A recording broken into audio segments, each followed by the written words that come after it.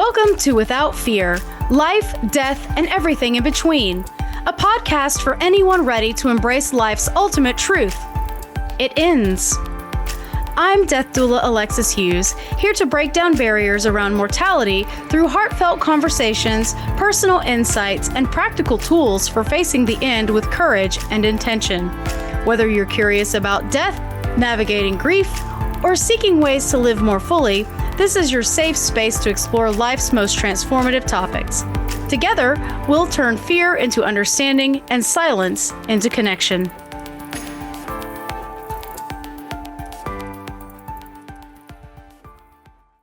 Hello, my friend. I want to start today's conversation with something we don't hear often. It is okay to be angry. Not just annoyed, not just sad underneath. I mean, really angry. And death, dying, grief, that's messy. Sometimes what rises up in the middle of it all isn't peace. It's not a Hallmark movie. There's no great revelation of Zen. It's rage. This episode is called Die Mad About It. And we're going to talk about the anger that comes when we're facing the end, our own or someone else's. We're going to talk about how dying people are often turned into redemption arcs for the living, about how their deaths are not solely about them, but they're made into performance art for the people around them that want or need something from them. How we expect them to forgive and soothe or resolve pain that they didn't cause. And how, if you're the one who is dying, you're under no obligation to absolve people who hurt you. You do not have to forgive someone just because you're dying. You do not have to pretend you're at peace when you're not. Dying doesn't make you a saint. You don't owe anyone closure, especially if it costs you your dignity to give it. So let's talk about it. The anger, the pressure, and the truth. And I want to touch on something I just said. Dying doesn't make you a saint. That goes both ways. Just because someone died doesn't mean that even though we as the survivors should let it all go. Dying mad is on both sides of the transition. You as the person who are dying can be full mad and die mad about it. And you as the people who are in the dying environment can also be mad. And that's valid too. The inspiration for the title of this episode is really one of my major life philosophies. If any of you are children of the internet like I am, it's an old meme. Simply die mad about it. It was a mic drop statement for someone who was worked up at someone who absolutely did not give a flying flip. So, for example, someone has got really big feelings on something that you think is completely irrelevant. You just look at them and go, you know what? Die mad about it, and walk away. The command to die mad about it means your emotional state isn't my problem. I will not be changing anything about myself. Your distress, anger, upset, whatever, that's got nothing to do with me. I sleep just fine knowing that. I will give you not 1 inch of resolution. So go on. Die mad about it. We love the idea of a clean ending. Someone finds out they're dying, and suddenly all the broken relationships get mended. The estranged parents apologize, old enemies reconcile. The dying person finds peace by forgiving everyone who's ever harmed them. It's neat, it's tidy, it's cinematic, and it's also kind of garbage. My co-host, ladies and gentlemen, because in real life, people come to the deathbed asking for absolution they don't deserve. And so I'm going to hold your hand when I say this. You don't get to go to the bedside and ask for any kind of forgiveness you are not owed. And they expect to get it because you're the one dying. So you have to forgive them, right? That's part of all of this, is you have to die peaceful and clean. They want to cry and be comforted. They want their guilt soothed. They want to walk away thinking, we made things right. But sometimes the dying person doesn't want that. Sometimes they're angry, and that anger is real and completely valid. I once sat with a woman, we'll call her Maggie, who was dying of pancreatic cancer. And her sister hadn't spoken to her in almost a decade. Years of silence, betrayal, and distance. But as soon as word got out that Maggie was terminal, her sister showed up with flowers and tears and a plea. I just need to know that you forgive me. And Maggie turned her head and said, I didn't ask you to come, and I don't. Get out. The room fell silent. And she collected herself, and she took all the gifts that she had brought with her, and she turned around and she walked out. And later Maggie told me, I know she wants to feel better, but this isn't about her comfort. It's about me, and I'm not ready to rewrite history just because I'm dying. She did what she did, and she knows what she did. And she didn't need my forgiveness until now. Ever. His full censor bar. So, I hope that story kind of touches something for you, in that we have weaponized forgiveness. It can be beautiful, but when it's demanded from someone who's dying, it can be a form of coercion. We put pressure on people at the end of their lives to act like sages, to offer grace, to fix other people's pain. We don't ask, do you want to see this person? We say, well, you should talk to them. You don't want to die with this hate in your heart. Why not? It's their hate. And it's not like someone just wakes up in the morning and goes, you know what? I decide I'm going to hate my whole family for no reason, just for fun, to make other people's lives miserable. That's what I'm going to do today. Here's the truth. Sometimes what we call hate in that end of life situation is actually righteousness, and righteousness that no one wants to talk about.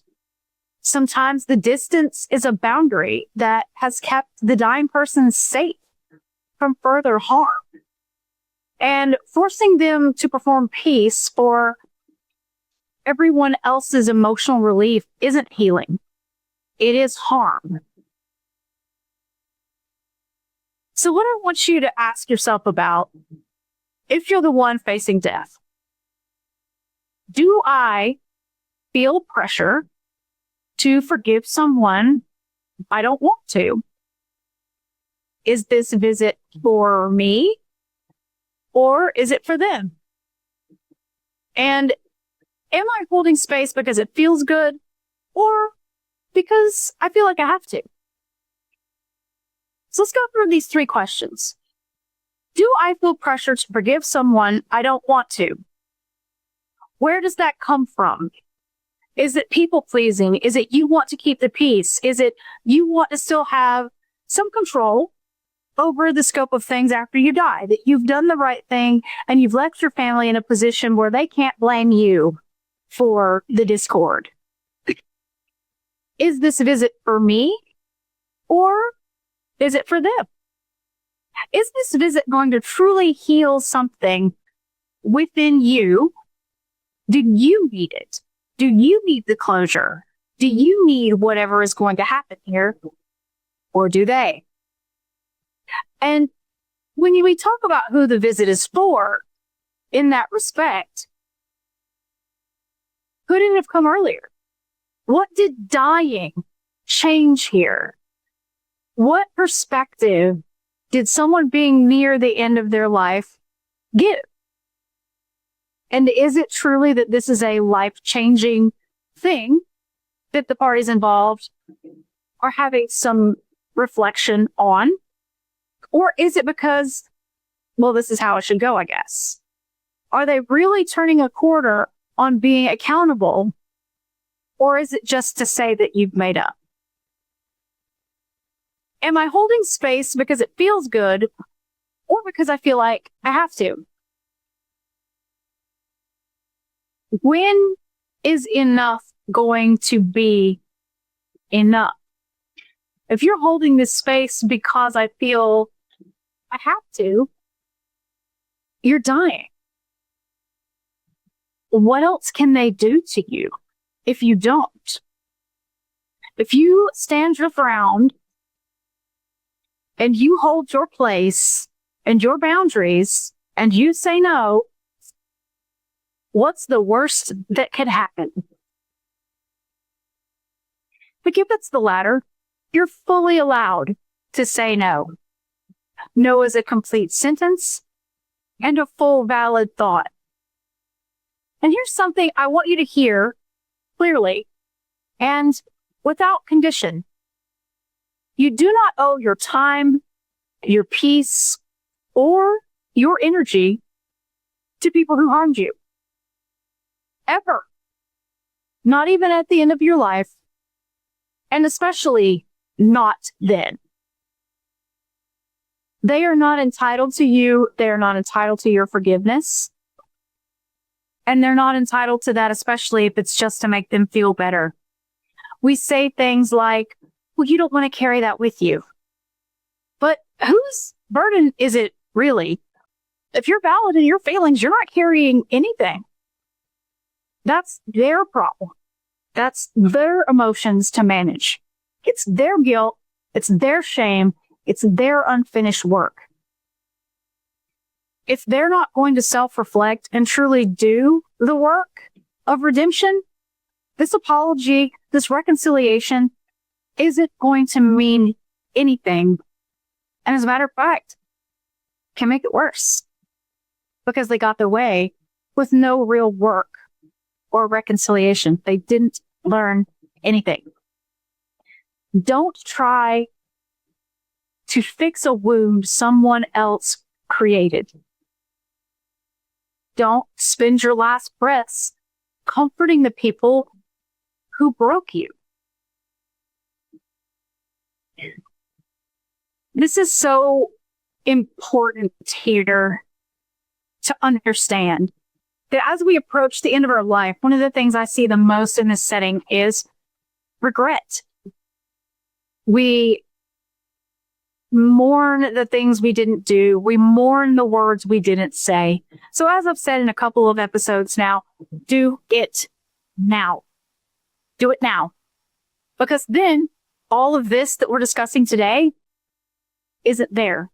Either it has tried to be reconciled and it worked, or it tried to be reconciled and it didn't. There's no middle ground here. Either it will be fixed or it will not. And oftentimes, those results aren't yours to carry. If you are the harmed party, other people's big feelings about being held accountable is not your responsibility. And if they refuse to be held accountable for the harm that they have caused, no and silence are answers that need no further explanation. You'll hear me say often, they know what they did. They said what they said. They did what they did. And if they don't, they're trying to get you to do more emotional labor to explain it to them, to make you the villain, because they don't feel like they did anything wrong. And you don't have to do any of that. It doesn't make you a bad person. Your anger is valid, and any harm reduction that you want to practice for the benefit of yourself is perfectly valid. You're listening to Without Fear, Life, Death, and Everything in Between.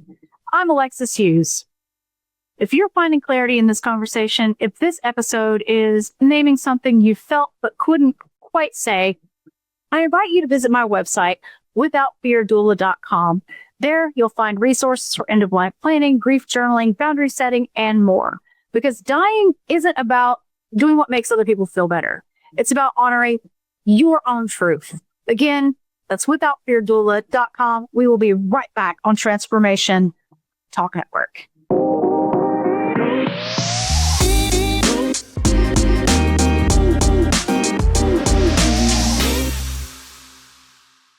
So because this is airing in Pride Month, welcome back, by the way, I want to start back from the break with a poignant story relevant to the matter. So about a man, we'll call him Raymond, who was a gay man in his late 50s, dying of complications from long undiagnosed cancer. So nothing to do with his lifestyle, just cancer.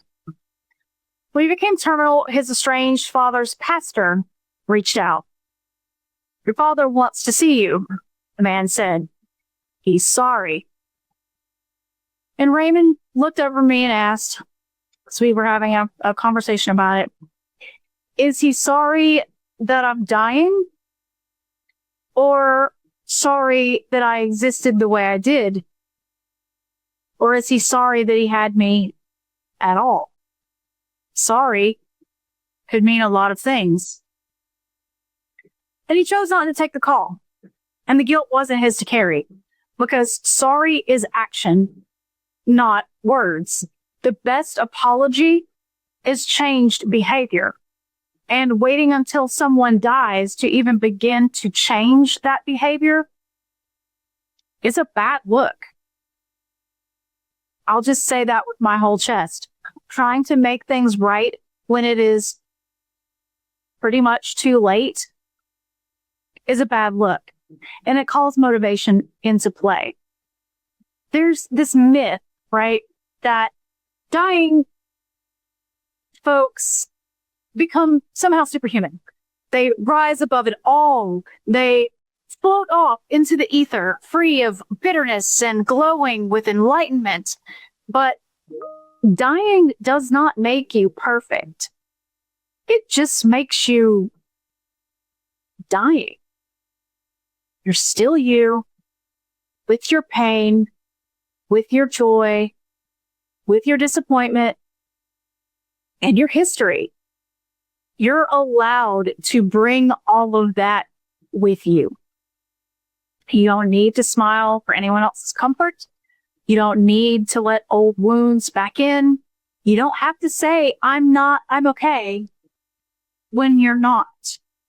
You can rage. You can be quiet. You can be complex. You can just be you. So I want you to ask yourself, and we can start this work today.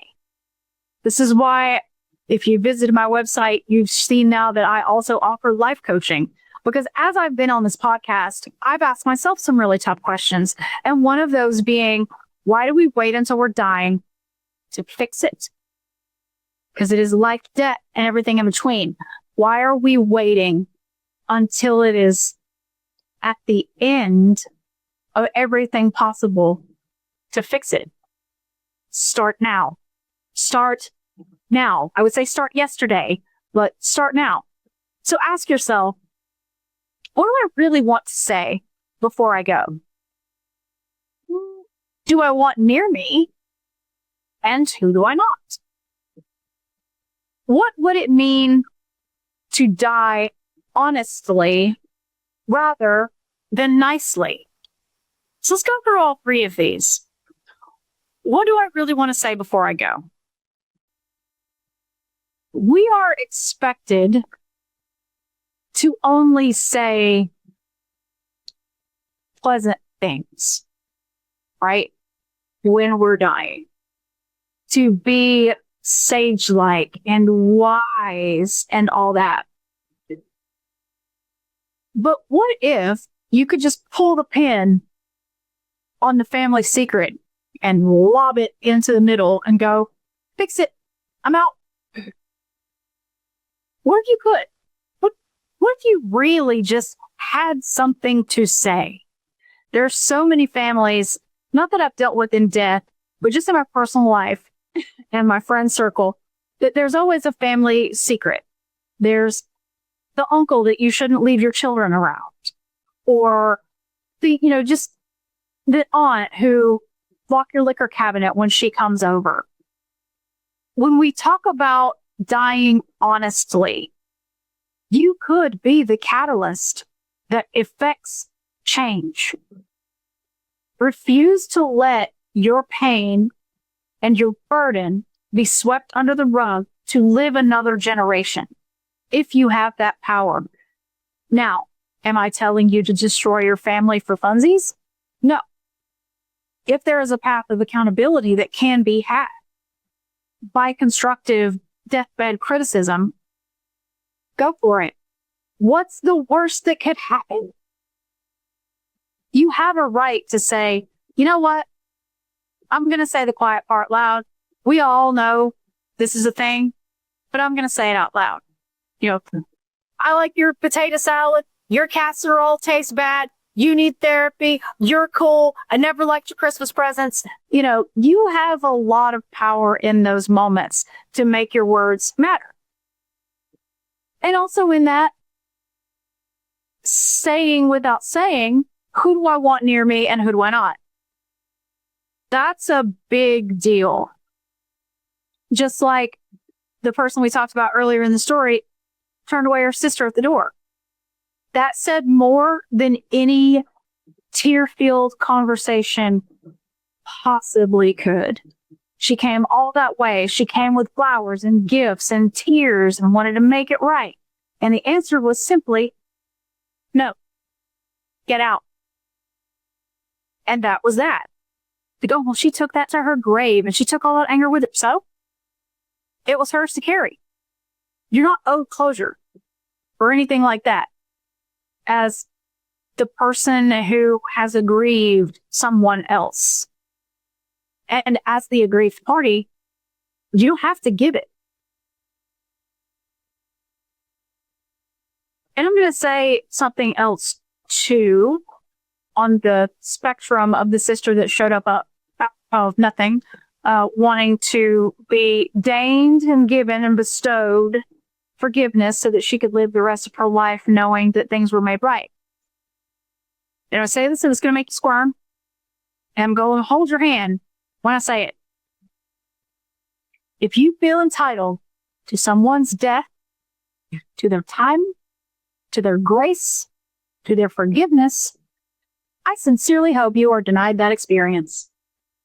Because dying people are not your redemption arc. They're not supporting characters in your guilt movie. They're not here to tie your story up with a bow and a box. And if you spent years being absent, abusive, manipulative, or cruel, if you showed up only when death arrived and you expect a welcome party or a tearful reunion, let me say this real plain. You are not owed that moment.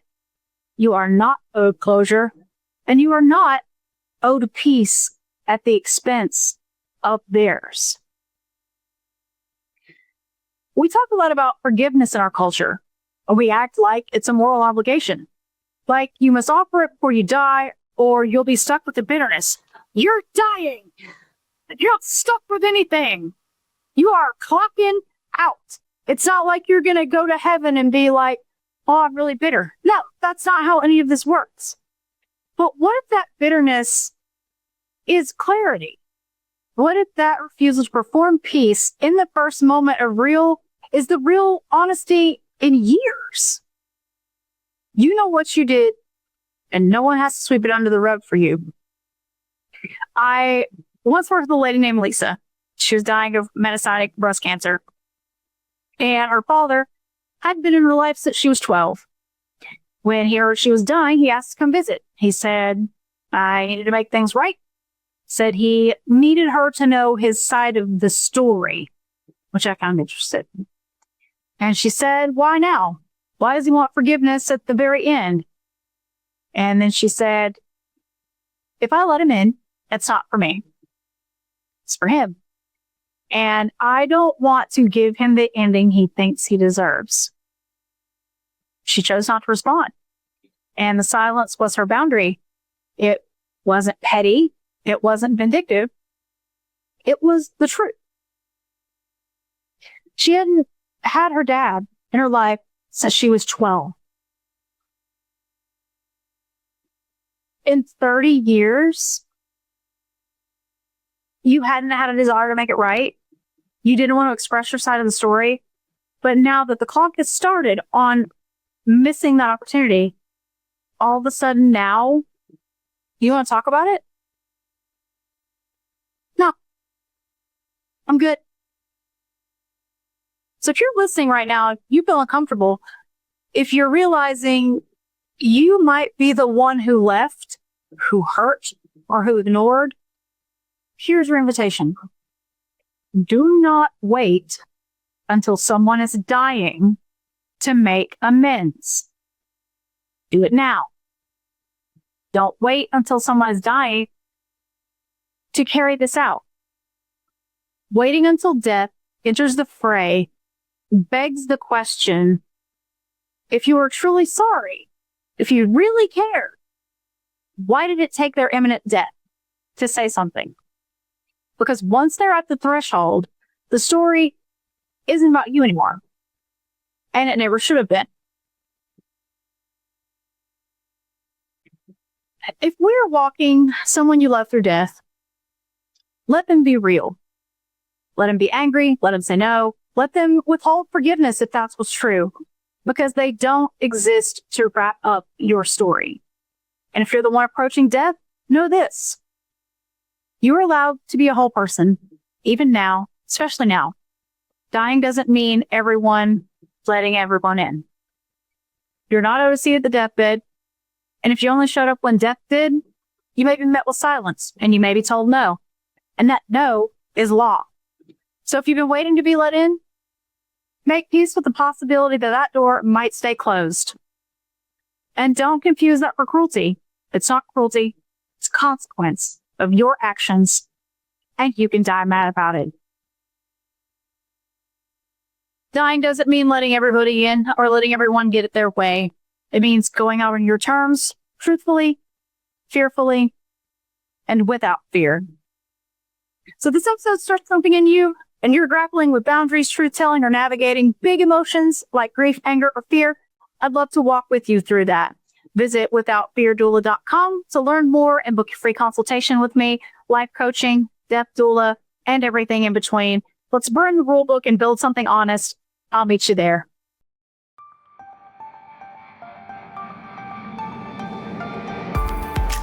I'm death doula Alexis Hughes, and you've been listening to Without Fear, Life, Death, and Everything in Between. Join me every third Monday, 3:30 p.m. Pacific, 6:30 p.m. Eastern Standard on Transformation Talk Radio for honest conversations about life's final chapter. Together, we'll break down barriers around mortality and empower you with practical tools to start meaningful conversations with your loved ones about end-of-life wishes. To learn more about end-of-life support and my work as a death doula, visit withoutfeardoula.com. Thanks for listening.